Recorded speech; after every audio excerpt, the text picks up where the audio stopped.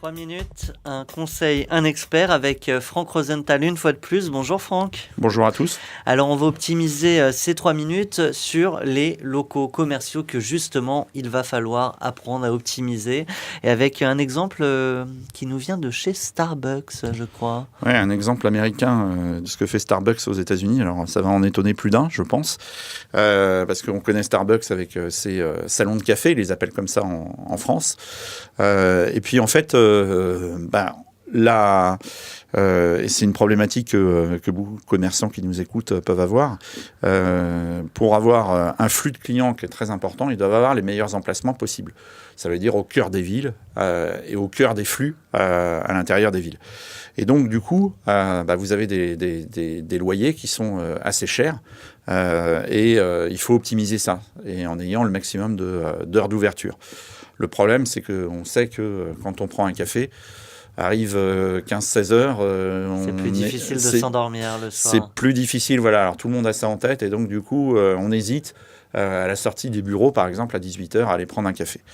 Et donc ça, c'est un vrai problème. Alors ils ont pallié ça petit à petit en mettant des viennoiseries, de la pâtisserie, enfin, etc., pour faire des pauses un peu plus goûtées, quoi, en fait. Ouais. Mais aux États-Unis, ils vont même encore plus loin. C'est-à-dire que ils ont testé ça pendant 2 ans. Ils sont en train de l'étendre maintenant sur le réseau.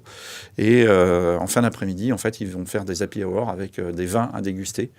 Et donc utiliser effectivement, là où on les attendait pas. Voilà, là où on les attend pas, et utiliser finalement leurs locaux et leurs salons de café pour faire un lieu d'expérience dans lequel le matin, on peut prendre le petit déjeuner, on peut rester le temps qu'on veut, on peut déjeuner le midi, on peut l'après-midi prendre une collation, et puis on peut aussi terminer avec des collègues en sortant du bureau et autour d'un verre de vin, quoi. Alors du coup, est-ce que ça dénature pas le positionnement initial et du coup peut-être aussi comment les clients réagissent à ça ?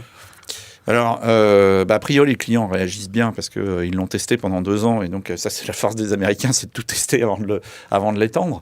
Est-ce que ça dénature pas le positionnement ? C'est une bonne question.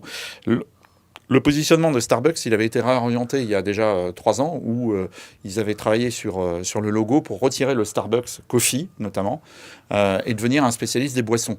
Et ils ont entamé pas mal de diversification. Ils ont racheté une enseigne qui s'appelle Teavana aux États-Unis, donc qui est le spécialiste du thé, pour construire la même histoire que Starbucks avec des salons de thé, donc qui ont gardé le nom de Teavana, mais il y a pas mal de ponts et de synergies qui sont faits entre Teavana et Starbucks, notamment sur le programme de fidélisation, et puis notamment sur des boissons, c'est-à-dire que par exemple, l'été, quand vous allez chez Starbucks et que vous voulez un thé glacé, ça va être un thé glacé Teavana, quoi, en fait, voilà. Donc, et on peut imaginer que tôt ou tard, il y aura aussi quelques boissons à base de café chez Teavana dans l'autre sens, quoi, en fait.